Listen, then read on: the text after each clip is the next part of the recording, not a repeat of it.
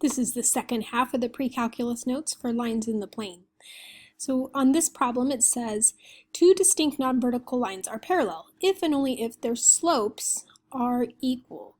Write the slope-intercept of the form of the equation that line that passes through 8, 5 and parallel to y equals negative 1/4 x plus 9.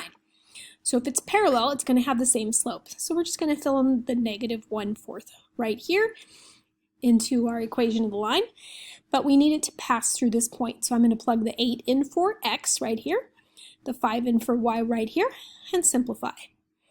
So 4 goes into 8 twice. 2 times negative 1 is negative 2. If you add that negative 2 to both sides, or if you add 2 to both sides, you're going to get 7. So the 7 is going to go in for the y-intercept.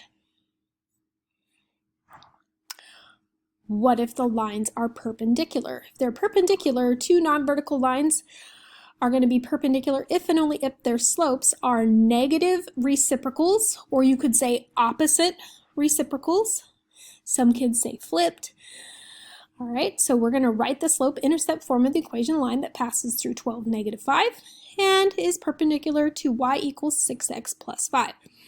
So we're going to take that 6, and we're going to find its reciprocal, and we're going to switch signs. So here it's positive, here it's negative. If it had started negative, we'd go positive. So basically it's negative 1/6 gets plugged into our equation, and the 12 goes in for x right here, and the negative 5 goes in for y right there.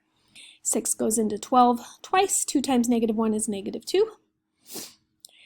Add 2 to both sides, and we get a b of negative 3.